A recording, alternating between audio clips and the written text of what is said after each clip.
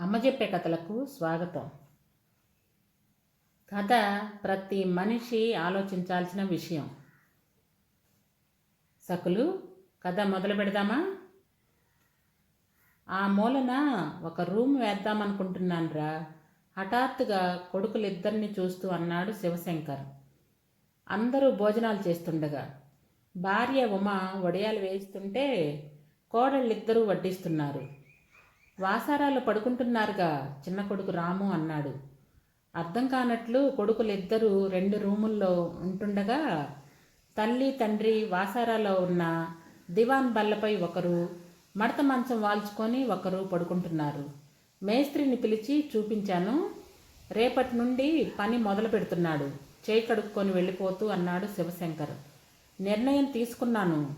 అందులో చర్చలకు తావు లేదన్నట్టు అంతా మాట్లాడాక మరి చెప్పటం ఎందుకో మామలేనిది చూసి పెద్ద కోడలు రమ దీర్ఘం తీసింది. ఇన్ని రోజులు లేనిది ఇప్పుడు ఎందుకో చిన్న కోడలు మాలతి అంది. కొడుకులు మౌనంగా వెళ్ళిపోయారు. కోడలతో పాటు తినడానికి కూర్చున్న ముద్ద దిగలేదు ఉమకి. ఎవరేమనుకున్నా కాలం తన పని తాను చేసుకుపోయినట్లు వారి అభిప్రాయాలతో నిమిత్తం లేకుండా పనులు వేగం పుంజుకున్నాయి. నెల రోజుల్లో గది తయారయ్యింది. కొత్తగా ఉన్న ఆ గది ముందు వెలవెలబోతున్న తమ పాత గదులు చూసుకొని మూతులు ముడుచుకున్నారు కోడళ్ళు. గోడ మీద పిల్లుల్లా మౌనం వహించారు కొడుకులు. ఎవరేమనుకుంటే నాకేమన్నట్లు ఎవరినీ పట్టించుకోలేదు శివశంకర్. అందరి మధ్య బితుకు బితుకుమంటూ కాలం వెళ్ళతీస్తుంది ఉమ. మంచి మంచి ఆకర్షణీయమైన రంగులతో చక్కగా ముస్తాబైంది గది. అందరినీ ఆశ్చర్యపరిచేట్లు ఆ రోజు మధ్యాహ్నం కార్పెంటర్లు మంచి డెకోలా మంచంపైనున్న చెక్క పైకెత్తితే కింద ఏమైనా దాచుకునేటట్లు పెద్ద పెద్ద అరలు ఒకదాన్ని తీసుకొచ్చి ఆ గది మధ్యలో పెట్టి వెళ్ళారు. అంతా ఆశ్చర్యంగా అసూయిగా చూశారు. నిన్న కాక మొన్న పెళ్ళైనట్లు రిటైర్మెంట్కి దగ్గరలో ఉండి ఈ వయసులో ఈ సోకులేంటి అని విడ్డూరంగా చూశారు. వారి అసూయను రెట్టింపును చేస్తూ కిటికీలకు అందమైన కర్టెన్లు కూడా వేయించి లోపల వేవి బయటకు కనపడకుండా చేశాడు శివశంకర్. ఇక కోడళ్ళు నసుగుడికి అంతు లేకుండా పోయింది. పనులన్నీ ఆగమేఘాలపై జరిగిపోయాయి. ఏదో మమ అన్నట్లు కొబ్బరికాయ కొట్టి గృహప్రవేశంలాగా కూడా చేశారు. ఆ తెల్లవారి కొత్త చీర కట్టుకోమని భార్యకిచ్చి తాను కొత్త బట్టలు వేసుకొని త్వరగా తయారవు గుడికెళ్దాం అంటూ తొందర పెట్టాడు. కోడళ్ళు కొరకొరా చూపుల మధ్య, కొడుకులు గుచ్చి గుచ్చి చూసే చూపుల మధ్య భర్తతో బయటికి వెళ్ళింది ఉమ. బండిపై అతని పక్కన కూర్చోగానే, ఏమండి, మీ విపరీత బుద్ధులు నాకు చాలా ఇబ్బందిగా ఉంది. ఈ వయసులో పెద్దవాళ్ళైన పిల్లల ముందు మీరు ప్రవర్తించే విధానం అంది నిష్ఠూరంగా. మారు మాట్లాడకుండా కోవిలకు తీసుకెళ్ళి కొబ్బరికాయ తీసుకొని అర్చన చేయించారు. పూజారి అడుగుతుంటే పెళ్లి రోజు సందర్భాన అని అతను అంటుంటే గాని తమ పెళ్లి రోజు గుర్తుకు రాలేదు ఆమెకు. ఇంటి పనిలో పడి నేను మర్చిపోయాను సుమండి అంది నొచ్చుకుంటూ. దేవుడి ఆశీర్వచనం తీసుకున్నాక పూజారి ఆశీర్వచనం తీసుకున్నారు.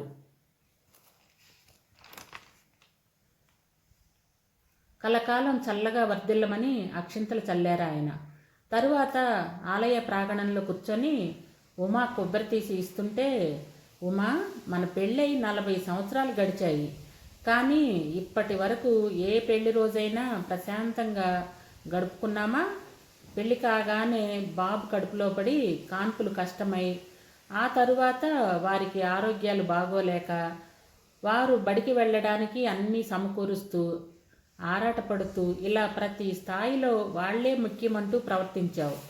ఇప్పుడు పిల్లలు ఎదిగాకైనా కొన్ని బాధ్యతలు నువ్వు వాళ్లపై వదిలేయాలి. ఎంతకాలమైనా నాకు నువ్వు, నీకు నేను. ఎవరూ మన కష్టం అర్థం చేసుకోరు. ఇంతకాలం వాళ్ల కోసం పడిన శ్రమ చాలు. ఇప్పటికైనా నీ ఆరోగ్యం చూసుకో. ఎవరో ఏమో అనుకుంటారనే ఇన్ని రోజులు ఏమీ అనుభవించలేకపోయాం. ఇక ఎవరి కోసమో మనం బతకొద్దు. ఇప్పుడు ఇక్కడ నుండి బీచ్కి వెళ్ళి అక్కడ నుండి మంచి హోటల్లో భోంచేసి ఇంటికి వెళదాం. మరేం మాట్లాడకు అంటూ ఆమె భుజం చుట్టూ చెయ్యి వేసి వెహికల్ దగ్గరికి నడిపించాడు శివశంకర్. ఇద్దరు బీచ్లో కూర్చొని ఎన్నో రోజుల నుండి మాట్లాడాలనుకుంటున్న ఎన్నో విషయాలు హాయిగా మాట్లాడుకున్నారు. మాటల్లో తెలియకుండా కాలం గడిచిపోయింది. కడుపులో ఎలుకలు పరిగెత్తడంతో హోటల్కి దారి తీశారు. ఎప్పుడు ఇంట్లో బడ్జెట్ చూసుకుంటూ ఖర్చు పెట్టడం వల్ల హోటల్ మొహం ఎరగదు ఉమా. ఆమెకు వెజ్ మంచూరియా, వెజ్ బిర్యానీ, ఆపై ఆమెకు ఇష్టమైన బటర్ స్కాచ్ ఐస్ క్రీము తినిపించి పాను వేయించాడు. కోడళ్ళు చూస్తే బాగుండదు అంటూ మొండికేసినా వినలేదు ఆయన. తరువాత ఫ్యామిలీ ప్యాక్ ఐస్ క్రీమ్ తీసుకొని ఇంటికొచ్చారు. ఇదిగోండ్రా ఐస్ క్రీమ్, మేం బయట తినేసాం అంటూ కోడళ్ళకు అందించాడు. ఎర్రగా పండిన వారి నోళ్లు చూస్తూ వీళ్ళకి 60లో 20 వచ్చిందిలా ఉంది అంటూ సనుక్కున్నారు కోడళ్ళు. అక్కడ వారి శల్య పరీక్షకు నిలవలేనట్లు చీర మార్చుకునే నెపంతో కొత్త గదిలోకి వెళ్ళింది ఉమా. బట్టలు మార్చి లుంగీ కట్టుకొని పేపర్ చదువుతూ హాల్లో ఉండిపోయాడు శివశంకర్. ఐస్ క్రీమ్ తింటూ, ఈరోజు విశేషమేంటి నాన్న? కొత్త బట్టలు ఐస్ క్రీమ్ అన్నాడు మధు. మా పెళ్లి రోజు అన్నాడు శివశంకర్. అలాగా, మరి చెప్పలేదే అంటూ విషెస్ చెప్పారంతా. కొత్త రూమ్ కట్టాక మొట్టమొదటిసారి భార్యాభర్తలిద్దరూ ఆ రాత్రి ఆ గదిలో పడుకున్నారు. రాత్రి పొద్దుపోయాక దాహం అనిపించింది. బయటికి వచ్చిన ఉమకి పెద్ద కొడుకు గది నుండి గట్టిగానే వినపడిన మాటలు మనసుకు క్షోభ కలిగించాయి. సిగ్గుండాలి ఈ వయసులో. పెళ్లి రోజంటూ టింగు రంగా అని తిరగడానికి ఆయనకు సిగ్గు లేకపోతే ఈవిడైనా చెప్పొద్దు. అబ్బా, నీకెందుకులే వాళ్ళెలా ఉంటే, కొడుకు సమర్థింపు. కంటి కులుకుల నుండి నీళ్లు ఉక్కుతుంటే ఇంకొంచెం ముందుకు వచ్చింది. వంటగదికి వెళ్ళాలంటే ఇద్దరు కొడుకులు గదులు దాటి వెళ్ళాలి. నేను వాళ్ళు వెళ్తుంటేనే అన్నాను. ముసలాయన మహా జోరు మీదున్నాడు. ఏ హోటల్లోనైనా భోంచేసైనా చెయ్యొచ్చు అని. అవ్వా, ఈ వయసులో అలా ముసలోడి వెనకాల హోటల్ తిరగటానికి ఆవిడేమైనా 16 ఏళ్ల బాలాకుమారినా? చీచి, నాకే ఎబ్బెట్టిగా ఉంది.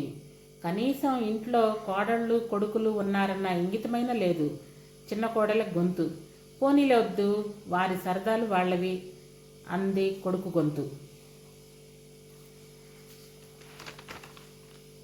ఇక మంచినీళ్ళ వరకు వెళ్లే శక్తి లేనట్లు వెనక్కి వచ్చేసింది ఉమా. ఆగకుండా ఉక్కుతున్న కన్నీళ్లతో వస్తున్న భార్యను చూడగానే విశ్రాంతిగా పడుకున్న శివశంకర్ లేచి ఏమైందంటూ ఆమెను దగ్గరికి తీసుకున్నాడు. ఆ ఆసరా చాలన్నట్టు అతన్ని పట్టుకొని బోరుమంది. ఉమా, నువ్విలా ప్రతి చిన్న విషయానికి మనసు పాడు చేసుకోవద్దు. మనమేమి చేయరాని పని చేయడం లేదు. నువ్వు నా భార్యవు కాదా? నా భార్యతో నేను నా గదిలో పడుకుంటే తప్పేంటి? విషయం గ్రహించి అనునయించాడు ఆయన. ఇలా వారం గడిచింది. ఆ రోజు పొద్దుపోయి 8 గంటలైనా వారి గది తలుపులు తెరుచుకోలేదు. ఏంటోనమ్మా, పొద్దెక్కి ఇంత టైం అయినా ఇంకా కొత్త దంపతుల్లాగా తలుపులు బిగించుకొని పడుకోవటం మా ఇంటా వంట లేదు, కోడలు రమ అంది. వాళ్ళు లేరు, వినటం లేదేమో అని. ఏ వయసులో ఆ పెద్దరికం నిలుపుకోవాలి. ఈ వయసులో ఆ పెద్దరికం నిలుపుకోవాలి. మరి కొడుకులు ఇంట్లో తిరుగుతుంటారైనా లేకుండా సిగ్గు లేకుండా పొద్దుపోయిందాకా పడుకోవటం వీళ్ళకే చెల్లింది. చిన్న కోడలు మూతి విరుపు. అప్పుడే వంటింట్లోకి అడుగు పెడుతున్న ఉమ్మకి కళ్ళ నుండి నీళ్లు జలజలా రాలేయి. ఉమా, నువ్వు వెళ్ళి పడుకో, కాఫీ నేను తెస్తాను అన్నాడు శివశంకర్. ఉమా గిర్రును వెనుదిరిగి రూమ్లోకి వెళ్ళింది. చప్పున నోరు మూసుకున్నారు కొడుకులు కోడళ్ళు. కొడుకుల చూపులు కూడా ఈసడింపుగానే ఉన్నాయి. శివశంకర్ నోరిప్పాడు. అమ్మకు రాత్రంతా జ్వరం, నిద్రపోలేదు. దానితో తెల్లవారి 4 గంటలకు నిద్ర పట్టింది. ఎప్పుడు పొద్దుటే లేచే అమ్మ ఇంతవరకు లేవలేదేంటి? పెద్ద వయసు, ఏమై ఉంటుందో అని ఎవరైనా ఆలోచించారా? మాకంటూ ప్రత్యేకంగా ఒక గది, ఒక మంచం చేయించుకున్నందుకే అదేదో వింతగా చూసి రకరకాల కామెంట్లు చేశారే, ఏం కట్టించుకోకూడదా? పెళ్ళైన దగ్గర నుంచి ఎప్పుడు ఇంట్లో అమ్మ, నాన్న, చెల్లెళ్ళు, మరుదులు అని అందరితో కలిసి ఉమ్మడి కుటుంబంలో గుట్టుగా బతికాము. మీరిద్దరు పుట్టాక అమ్మకు ఆరోగ్యం చాలా పాడైంది. బతుకుతుందో లేదో అన్నారు. అతి కష్టం మీద గండం గడిచింది. తరువాత కూడా ఇంట్లో పక్షవాతం వచ్చి మంచాన పడిన అమ్మ తన మాటే చెల్లాలని దర్భం కనబరిచే నాన్నను సంతృప్తిపరుస్తూ చెల్లెళ్ళ పెళ్లి చేసి మీ ఆలనా పాలన చదువులు చూడటంలో క్షణం తీరిక లేకుండా గడిచిపోయింది. అమ్మ ఎప్పుడూ తన ఆరోగ్యం గురించి చూసుకోలేదు. ఈ మధ్య దాదాపు 4 నెలలుగా చూస్తున్నా కాళ్ళు లాగుతున్నాయని, చేతులు లాగుతున్నాయని బాధపడుతుంది. వాసారాల్లో మంచం వేస్తే పొద్దుటి నుండి పనిచేసి అలా పడుకొని తన కాళ్ళు తానే ఒత్తుకుంటూ ఉండేది. ఏ మధ్యాహ్నమో కాసేపు కునుకు తీయాలనుకుంటే ఇంటికి ఎవరో ఒకరు రావటం, వారి ముందు పడుకోలేక విశ్రాంతి లేక అలసిపోతుంది.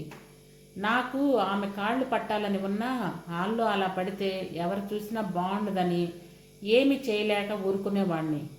నేను వయసులో పురుషాహంకారంతో అంతో ఇంతో వేధించిన వాణ్ణే. కానీ వయసు మీద పడ్డాక అమ్మ కళ్ళ కింద నల్లటి చారలు, కాళ్ళ నొప్పులతో కుంటుకుంటూ నడవటం, రక్తం లేక పాలిపోయిన కళ్ళు, ముడతలు పడుతున్న ముఖం నాకు నిద్ర లేకుండా చేశాయి. అమ్మకు ఎప్పటి నుండో విడిగా ఒక గది తన అభిరుచి మేరకు ఉండాలని కోరిక. ఇప్పటి వరకు ఆ కోరిక తీర్చలేదు. ఇక జీవితం చరమాంకానికి వచ్చాము. ఇప్పుడైనా తీర్చలేకపోతే ఎలా? ఇటీవల నా ఫ్రెండ్ కలిశాడు. అతని భార్య చనిపోయిందని చెబుతూ ఆమెకు గుండె జబ్బు ఉందని 4 సంవత్సరాల ముందు తెలిసినా రోజువారి పనులు ఒత్తిళ్లతో తను పట్టించుకోలేదని, మనం ఆలస్యం చేసినా కాలం ఆలస్యం చేయదనే, అందుకే తన నిర్ణయం వల్ల భార్య తనను విడిచిపోయిందని బాగా ఏడ్చాడు. అంతకుముందు భార్య ఉండగా రాజులాగా ఉండే అతను తనపై తనకే ధ్యాస లేక బెకారిలా తయారయ్యాడు. ఆ సంఘటన మనసును కలిచివేసింది. డాక్టర్ దగ్గరకు అప్పుడెప్పుడు అమ్మను తీసుకెళితే చాలా బలహీనంగా ఉంది. కాలు చేయలాగటం ఒక్కోసారి గుండె జబ్బుకి గుర్తు. కాస్త జాగ్రత్తగా చూసుకోండి, వీలైతే టెస్టులు చేయించండి అన్నాడు.